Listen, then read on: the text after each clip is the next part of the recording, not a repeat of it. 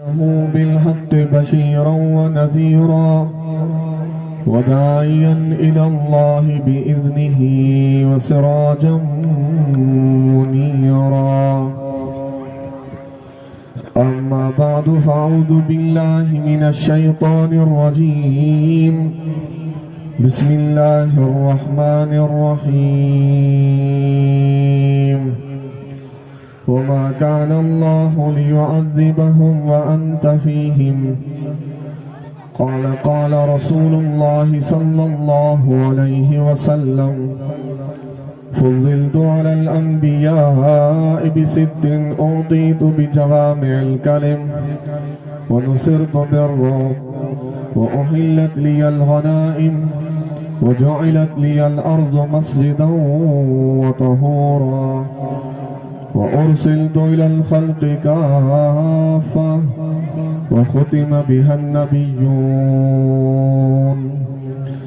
سبحان ربك رب العزة عما يصفون وسلام على المرسلين والحمد لله رب العالمين.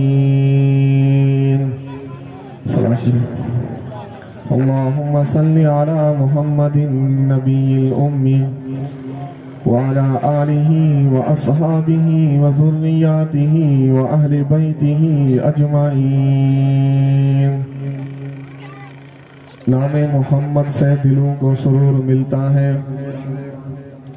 नाम मोहम्मद से दिलों को सुरूर मिलता है, निगाह ताज़ा शुऊर मिलता है। नसीब कैसा भी हो, नसीब कैसा भी हो वसीला अहमद का दे के, नसीब कैसा हो वसीला मोहम्मद का दे के, खुदा से जो भी मांगे वो ज़रूर मिलता है। काबिल सद एहतराम मुझे अजीज़ मुसलमान दोस्तों, भाई और बुजुर्गों, इस्तेद बिरादर मुकर्रम हज़रत मौलाना मोहम्मद अनवर खोहारो, हज़रत मौलाना अब्दुल फत्ताह पांडियो साहब, बिरादर मुकर्रम बरकतुल्लाह साहब, बिरादर मुकर्रम कारी मोहम्मद याहया, बिरादर मुकर्रम मोहम्मद अमीन हालो साहब, पिंडाल में मुझे अजीज मुसलमान दोस्तों, गैरतमंद मुसलमानों, मुझे नबी अलैहिस्सलातु वस्सलाम जा सच्चा आशिक रसूलो, अज अवाजे इन गोठ जुड़ियो हाले में सालाना सीरतुन नबी सल्लल्लाहु अलैहि वसल्लम इनेकाद थी रहियो आहे। मां अव्हां खे हिन जलसे जी इंतज़ामिया के दिल जे गहराइन सां मुबारकबाद पेश कयां थो। मुझे अजीज दोस्तों, बिना तमहीद जे चंद वक्त जे लाइ मां पंहिंजे ख़िताबत खे अव्हां जे साम्हूं रखां थो, पर मां उम्मीद कयां थो अव्हां मुझे खिताब की तरफ इंतहाई दिल के कनन सा मुतवज्जह सा मुझे गुफ्तगू के ॿुधंदो इंशाअल्लाह ताला। सिर्फ तवज्जह खपे ता तो मुख्तसर वक्त में मां पंहिंजे तमाम सॼी गुफ्तगू अव्हां खे मां समझाए सघां। जॾहिं सफ़र तमाम घणो हूंदो आहे ऐं थोरे टाइम में उनखे पुॼणो आहे तो उन अंदाज़ में गाड़ी की स्पीड में हलाइबो आहे। जंहिंजे करे मुंहिंजे लाइ बि टाइम इंतहाई मुख्तसर आहे, तो मां कोशिश कयां पंहिंजी गुफ्तगू खे इन ही अंदाज़ में अव्हां खे समझाए सघां। पर जेतिरो अव्हां जो तवज्जो हूंदो ऐं ॻाल्हि बि अव्हां खे इंशाअल्लाह अज़ीम ओतरी समझ में अची वेंदी।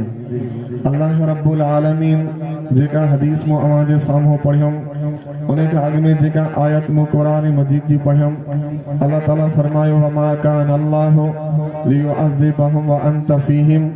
मक्के जे मुशरिकन ऐं काफ़िरन मुझे नबी जे साम्हूं अची करे मुझे नबी जे साम्हूं ही मुतालबो उन्हनि पेश कयो, अगर दीनी मोहम्मद हक़ ऐं सच बरहक आहे, अगर तू मोहम्मद सच्चो आशिक आहीं, अल्लाह जो तौहीद परस्त आहीं ऐं या तू सच्चो नबी ऐं रसूल आहीं, तो असांजो ही मुतालबो आहे। ही मुतालबो सिर्फ़ असां भी नाहे कयो, ही मुतालबो हज़रत नूह जी उम्मत भी कई आहे, ही मुतालबो हज़रत यूनुस जी उम्मत भी कई आहे, ही मुतालबो हज़रत शुएब अलैहिस्सलाम सालिह अलैहिस्सलाम जो उम्मत भी कई आहे, ही मुतालबो हज़रत मूसा हज़रत ईसा हज़रत आदम जी उम्मत भी कई आहे। पर असां भी तव्हां खां ही ही मुतालबो कयूं था पिया। मुतालबो कहिड़ो आहे, अगरि तूं मोहम्मद सचो नबी आहे पोइ पंहिंजे रब खे चओ असांजे मथां पथरनि जो मींहुं वसाए। पंहिंजे रब खे चओ असांजे मथां पथरनि जो मींहुं वसाए। पंहिंजे रब खे चओ असांखे हलाक ऐं तबाह करे। नूह जी उम्मत पंहिंजे नबी जी साम्हूं अची करे ही मुतालबो कयो। हज़रत नूह बददुआ कई, अल्लाह उन जी उम्मत खे तबाही बर्बाद कई। हज़रत यूनुस बि उन जी उम्मत उन जे साम्हूं ही मुतालबो कई, अल्लाह खे चओ असांजे मथां अज़ाब मोकिले। अल्लाह हज़रत यूनुस जे उम्मत खे तबाह बर्बाद कई। हज़रत मूसा जी उम्मत बनी इसराइल क़ौम उन जे मथां बि अज़ाब कई आया। हज़रत ईसा जे उम्मत जे मथां बि अज़ाब कई आया। हज़रत शुएब अलैहिस्सलाम सालिह अलैहिस्सलाम जे उम्मत जे मथां बि कई अज़ाब आया। अगर तू मोहम्मद सच्चो नबी आहे, अल्लाह जो सच्चो आशिक आहे, पंहिंजे रब खे चओ असांजे मथां पत्थरनि जो अज़ाब मोकिले। मुंहिंजा अज़ीज़ दोस्तो, उन वक़्त में बि ही ॻाल्हियूं अची करे मुंहिंजे नबी जे साम्हूं पइजी वियूं। हाणे अल्लाह रब्बुल आलमीन दलील जी दुनिया में, दलील जे मैदान में, हेॾे मुंहिंजे तरफ़ तवज्जह कयो, महिमान ईंदा रहंदा। दलील जे मैदान में, दलील जे दुनिया में या उन खां हटी करे बातिल सां मुक़ाबिलो करण जे लाइ अल्लाह हर मैदान में उलमाए देवबंद खे वञी करे कामयाबी ते पहुचायो आहे। उन वक़्त में अल्लाह रब्बुल आलमीन क़ुरान मजीद जी हिन आयत खे नाज़िल करे मुंहिंजे नबी खे तसल्ली ॾिनी। मुंहिंजा मोहम्मद करीम इन्हनि मुशरिकनि खे चओ, इन्हनि काफ़िरनि खे चओ, रब मां छा चवां? फरमाई वमा कान अल्लाहु लियुअज़्ज़िबहुम व अंत फ़ीहिम। मुंहिंजा मोहम्मद करीम वाकई हज़रत नूह जी उम्मत मुतालबो कयो, अल्लाह हिन उम्मत जे मथां अज़ाब मोकिलियईं। मुंहिंजा मोहम्मद करीम अल्लाह हज़रत यूनुस जे उम्मत जे मथां बि अज़ाब मोकिलियईं। अल्लाह हज़रत मूसा जे उम्मत जे मथां अज़ाब मोकिलियईं। अल्लाह हज़रत यूनुस जे उम्मत जे मथां अज़ाब मोकिलियईं। अल्लाह हज़रत ईसा जे उम्मत जे मथां अज़ाब मोकिलियईं। मुंहिंजा अज़ीज़ दोस्तो तवज्जो कजो, अल्लाह तो फरमाए मुंहिंजा मोहम्मद मां अल्लाह जो हिकिड़ो कानून आहे। मां अल्लाह रब्बुल आलमीन जॾहिं जंहिं नबी जो उम्मत जे मथां अज़ाब मोकिलींदो आहियां, मां अल्लाह रब्बुल आलमीन उन नबी खे उन जे दारे नुबुवत मां ॿाहिरि कढी करे पोइ उन जे उम्मत जे मथां अज़ाब मोकिलींदो आहे। इहा मां उन नबी जे मथां उन जे उम्मत जे मथां अज़ाब न मोकिलींदो। मिसाल जे तौर ते हज़रत नूह जी नुबुवत तालका खैरपुर नाथन शाह में आहे। अल्लाह हज़रत नूह खे तालके मेहड़ में कढई, तॾहिं हिन उम्मत जे मथां अज़ाब मोकिलियईं। फरमाए मुंहिंजा मोहम्मद करीम हज़रत यूनुस खे दारे नुबुवत मां ॿाहिरि कढी करे तॾहिं हुन जे उम्मत जे मथां अज़ाब मोकिलियमि। हज़रत मूसा खे दायरे नुबुवत मां मिस्र में कढी करे तॾहिं बनी इसराइल क़ौम जे मथां अज़ाब मोकिलियमि। हज़रत ईसा खे दायरे नुबुवत मां कढी करे तॾहिं हिन उम्मत जे मथां अज़ाब मोकिलियमि।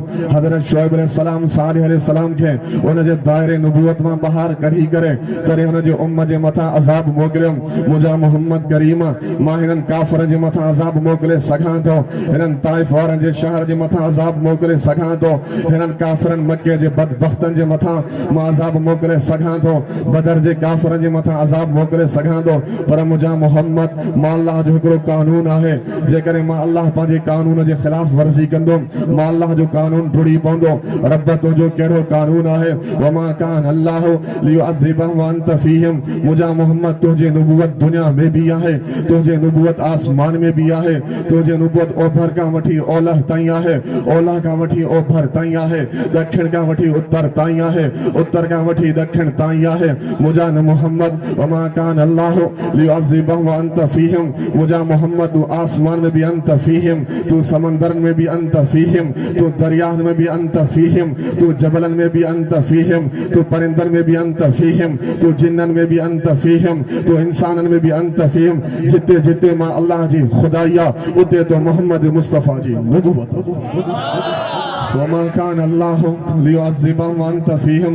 मुंहिंजा मोहम्मद करीम तुंहिंजी नुबुवत आहे, मां कीअं अज़ाब मोकिलियां? मां अज़ाब नथो मोकिले सघां। इन्हनि काफ़िरनि खे मां अल्लाह जवाबु ॾेई छॾियुमि, जिते मुंहिंजे नबी जी नुबुवत हूंदी उते मां अल्लाह जो अज़ाब न ईंदो। मुंहिंजा अज़ीज़ दोस्तो, ॿिए नंबर ते जेका हदीस पढ़ियमि उन हदीस जे तरफ़ मां तव्हांखे वठी थो हलां। फरमाए फुज़िलतु अलल अंबिया बिसित्तिन ऊतीतु बिजवामिल कलिम व नुसिरतु बिर्रुब व उहिल्लत लियल गनाइम व जुइलत लियल अर्ज़ु मस्जिदन व तहूरा व उरसिलतु इलल खल्क़ि काफ़ा व खुतिम बिहन नबिय्युन। मुझा मोहम्मद करीमा हजरत आदम का वठी ईसा नबी ताईं मां छ फज़ीलतूं तो मोहम्मद के ॾिनुम। हजरत आदम का वठी ईसा नबी ताईं मां ॿिए कंहिं नबी के न ॾिनुम। ये छ फज़ीलतूं तो मोहम्मद के ॾिनुम। रब छाजे करे फरमाए व खुतिम बिहन नबिय्युन। आखिरी में फरमाए मुझा मोहम्मद आदम आखिरी नबी ना है, तू मोहम्मद आखिरी नबी आही। इब्राहिम आखिरी नबी ना है, तू मोहम्मद आखिरी नबी आही। मूसा आखिरी नबी ना है, तू आखिरी नबी आही। ईसा आखिरी नबी ना है, तू मोहम्मद आखिरी नबी आही। साईं कहिड़ियूं छह फज़ीलतूं फरमाए सदका पहिरियां जवामे कलिम तो मोहम्मद के ॾिनुम, ॿिए कंहिं मां नबी के न ॾिनुम। जवामे कलिम छाखे चइबो आहे थोरो तवज्जो कजो। फरमाए मुंहिंजा मोहम्मद करीम जवामे कलिम उन लफ़्ज़ खे चइबो आहे लफ़्ज़ हिकिड़ो हुजे उन जे माना मफ़हूम तमामु घणी हुजे। लफ़्ज़ हिकिड़ो हुजे उन जो तफ़सीर तमामु घणो हुजे। लफ़्ज़ हिकिड़ो हुजे उन जी तशरीह तमामु घणी हुजे। मिसाल जे तौर ते मुंहिंजे नबी जी हदीस मुबारक या मुंहिंजे नबी खे अल्लाह क़ुरान मजीद हिकिड़ो क़ुरान मजीद किताब तफ़सीलन ॾिनई जवामी कलिमन वारो ॾिनई। क़ुरान मजीद में सिर्फ़ तव्हां निमाज़ पढ़ो पर इहा ख़बर कान्हे का त बेपारी जूं रकातूं केतिरियूं आहिनि, इशा जूं रकातूं केतिरियूं आहिनि, फजर जूं रकातूं केतिरियूं आहिनि। सिर्फ़ अल्लाह इशारतन मुंहिंजे नबी खे ॿुधायो। वरी हदीस मुबारक में अची करे हदीस ॿुधायो त बेपारी 4 रकातूं आहिनि, इशा 4 रकात आहे, फजर 2 रकातूं आहिनि। हाणे पूरे हदीस में न तव्हांखे फर्ज़ जो नालो न मिलंदो। मिसाल जे तौर ते अॼु तव्हां ई असां इशा जो 4 रकातूं फर्ज़ पढ़ियोसीं। फर्ज़ न क़ुरान मां साबित आहे, फर्ज़ न हदीस मां साबित आहे, सुन्नत न क़ुरान मां साबित आहे, न हदीस मां साबित आहे। उन जे लाइ तव्हांखे इमाम आज़म अबू हनीफे जे दरवाज़े ते अचणो पवंदो। जेकॾहिं को बदबख्त मुंहिंजे नबी खे मुंहिंजे नबी जे हर मसइले जे लाइ हदीस साबित करण थो चाहे, हदीस पेश कर। फिलाणे मसइले ते हदीस पेश कर, फिलाणे मसइले ते हदीस पेश कर। ईअं सम्झो उहो माण्हू मुंहिंजे नबी जे जवामी कलिम जे मुंहिंजे नबी जे फज़ीलत खां मुनकिर थो थिए, यानी मुंहिंजे नबी जे ख़त्म नबूवत जो बि मुनकिर थो थिए। फरमाए मुंहिंजा नबी मां तोखे जवामी कलिम ॾिनुम, ॿिए कंहिं नबी खे मां न ॾिनुम। ॿिए नंबर ते फरमाए ॿी फज़ीलत तो मोहम्मद खे अल्लाह मां ॾिनुम। वनुसिरतु बिर्रुब, रोब सां मां अल्लाह तो मोहम्मद जी मदद कई, ॿिए कंहिं नबी जी मां मदद न कई। मुंहिंजा अज़ीज़ दोस्तो तवज्जो कजो। हज़रत इब्न अब्बास रज़ी अल्लाह ताला अन्हुमा फरमाए थो पियो हिकिड़ो बदवी मके जो शख़्स आयो मुंहिंजे नबी जे दरवाज़े ते। मुंहिंजा मोहम्मद करीम अबू जहल मुंहिंजो कर्ज़ी आहे। साईं अबू जहल खे चयो मूंखे पंहिंजा पैसा वापसि करे। मुंहिंजो नबी अबू जहल जे दरवाज़े ते अची करे दरवाज़ो खड़कियो। अबू जहल अंदरियां आवाज़ ॾिनो केरु? मुंहिंजे नबी आवाज़ ॾिनो अना मुहम्मदुर रसूलुल्लाह। अबू जहल पैरनि में जूती बि न पातई, अची करे दरवाज़े ते बीह रहियो। जेॾीमहिल दरवाज़ो खुलियो मुंहिंजे नबी फरमायो हिन माण्हू जा पैसा तुंहिंजे मथां आहिनि, तूं हिन जो कर्ज़ी आहीं या न? अबू जहल उन वक़्त में चवण लॻो हाओ मोहम्मद बिन अब्दुल्लाह, मां हिन जो कर्ज़ी आहियां, हिन जा पैसा मुंहिंजे मथां आहिनि। चइबो छा ख़्यालु आहे? साईं मां हाणे हिन खे पैसा वापसि कयां थो पियो। जेॾीमहिल अबू जहल उन बदवी शख़्स खे पैसा वापसि कयईं, पैसा वापसि करण खां बाद में मिट माइट अबू जहल जा आया। सरदार हो इलाइक़े जो, वॾेरो हो इलाइक़े जो। ए अबू जहल तूं त असांजो नक वढे छॾियो। अबू जहल हाणे हिन मुस्लमान वञी करे पंहिंजे इलाइक़े में मोहम्मद मुस्तफ़ा जी तारीफ़ कंदो, मोहम्मद मुस्तफ़ा जो शान बयान कंदो। अबू जहल चवण लॻो तव्हांखे ख़बर आहे जेॾीमहिल मोहम्मद मुंहिंजे दरवाज़े ते आयो सॼे पासे खां हिकिड़ो शींहुं बीठल हुयो, खॿे पासे खां हिकिड़ो शींहुं बीठल हुयो। शींहनि अरबी लफ़्ज़ में मूंखे हीअं चवण लॻा जेकॾहिं मोहम्मद हितां ख़ाली वापसि वियो असां तोखे फाड़े तोखे ॿूटी ॿूटी कतरा कतरा करे छॾींदासूं। इन वजह जे करे मां मोहम्मद खे ख़ाली वापसि न मोटायो। फरमायो नुसिरतु बिर्रुब, मुंहिंजा मोहम्मद रोब सां मदद बि मां तुंहिंजी कई। इहा फज़ीलत मां ॿिए कंहिं नबी खे न ॾिनी, इहा फज़ीलत तो मोहम्मद खे ॾिनी।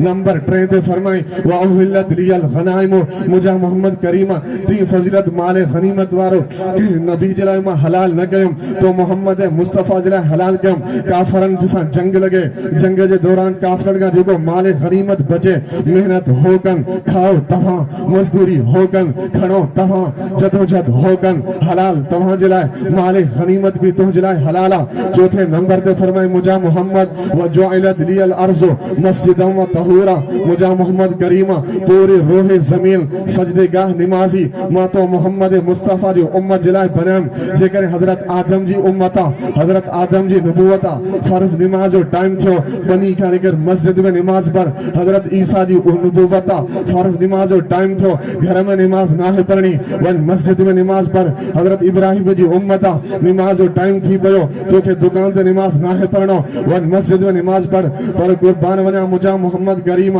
जेमल तुझो उम्मती है जेकर मस्जिद उन का परे है वुजू करे बनी ते नमाज पढ़े। जेकर अंधारी तूफान है मस्जिद में नथो वनी सके पांजे घर जे अंदर नमाज पढ़े। जेकर इंतहाई माजूरा जेकर इंतहाई बीमार है घर जे अंदर वुजू करे नमाज पढ़े। मुझा मोहम्मद करीम जिते नमाज जो टाइम थी वने तुझे उम्मत जे लाए मां पूरी रोहे जमीन के सजदे गाह बनाम। नंबर 4 नंबर 5 नंबर ते फरमाए मुझा मोहम्मद करीम आखिर में ये छ फजीलत तो के इने जे करे दिनम व खुतिमा बिहन नबियों तो आखिरी नबी यही बिया आखिरी नबी नाहल जो इलत लियल अर्जो मस्जिदम व तुहुरा फुजिल तो अलल अंबिया बिसितिल जवामे कलम तो मोहम्मद करीम बेके नबी जी जरूरत नहीं तो मोहम्मद जी जरूरत हुई छो व खुतिमा बिहन नबियों बिया नबी आखिरी नाहल तो मोहम्मद आखिरी नबिया। फरमाए मालिक गनीमत तो जला हलाल कम बिया नबी जला हलाल न कम छो बिया नबी आखिरी नबी नाहल तो मोहम्मद आखिरी नबी है पूरी रूहे जमीन के मां तो जला सजदे गाह बना छो बिया नबी आखिरी नबी नाहल तो मोहम्मद आखिरी नबी है मालिक गनीमत तो जला हलाल कम बिया नबी जला हलाल न कम छो बिया नबी आखिरी नबी नाहल तो मोहम्मद आखिरी नबी है। समूरन नबियन का तो जो मकाम भी आला समूरन नबियन का तो जो शान भी आला समूरन नबियन का तो जी नबूवत भी आला हत्ता के मुझा मोहम्मद आदम का वठी ईसा नबी ताई समूरन का तू महबूब भी मुखे भी आला। मुझे अजीज दोस्तों आखिरी मुझा लफ्ज़ है फरमाए व खुतिमा बिहद बियोम हजरत हबीबा है तवज्जो कजो मां इन लफ्ज़न के तमारी ईमान जज्बात के गरमान दिला चवण चाहे तो पयो तू जो मुझो ईमान सुतला है उनन आशिक रसूल के दरवाजे ते मां तो के वठी हला।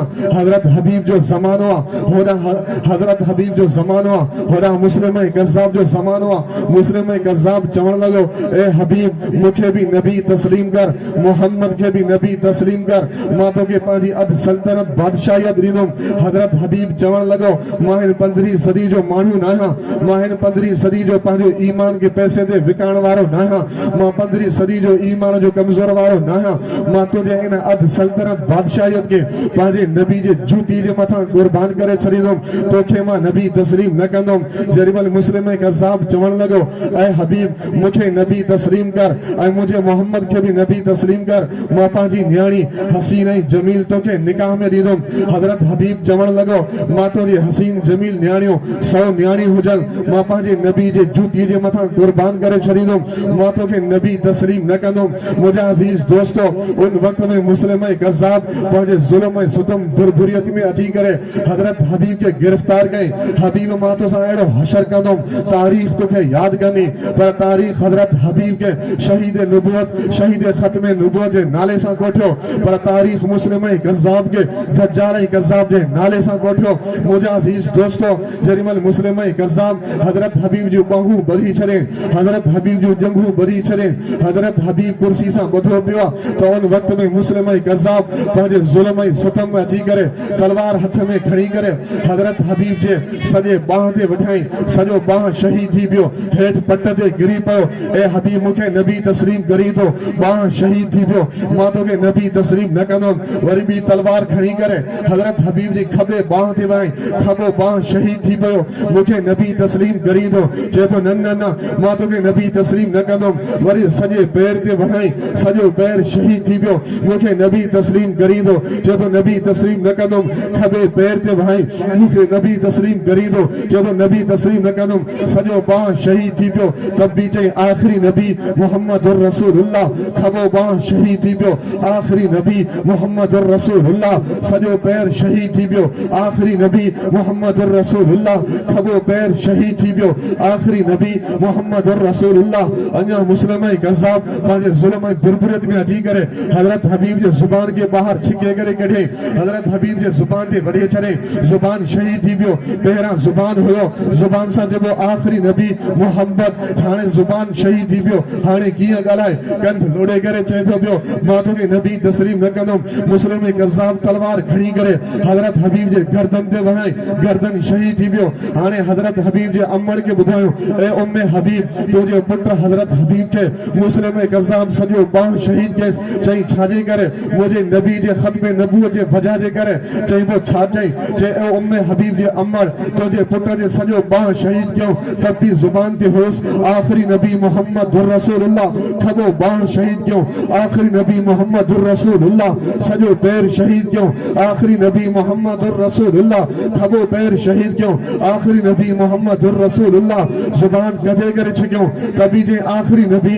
मोहम्मदुर रसूलुल्लाह हजरत हबीब जी अम्बर ऐलान कई ए दुनिया जो माहिरो याद रखो तवा पंजन पुत्रन के खीर प्यारे करे वडो करे छड़ो केजा पुत्र बेनिमाजी थी पिया केजा पुत्र व्याजी थी पिया केजा पुत्र चोर थी पिया केजा पुत्र चोर जा साथारी थी पिया केजा पुत्र जालिम थी पिया केजा पुत्र फासिक फाजिर थी पिया ए दुनिया जो माहिरो मां पांजे हबीब पुत्र के खीर प्यारे वडो करे छड़ो मुजा पुत्र खीर पी वडो थी मुझे नबी जे खत्मे नबूवत जे मथा पांजी जान कुर्बान करे छर जी मां क़यामत में ही ऐलान कया रब मोट बियो को भी अमल करे मां शहीद खत्मे नबूवत जे अम्मड़ जी जला ओ मुजा अजीज दोस्तों मां दुनिया जे उनन मानुन के बुधाण चाहे तो पयो ए दुनिया जे उन हुक्मरान ताई पांजे पैगाम के पहुंचाण चाहे तो पयो ए दुनिया जा हुक्मरानो मुझे नबी जे नबूवत जे मथा तवा हमलो कयो अल्लाह उलमा देवबंद के मैदान में बिहारियो है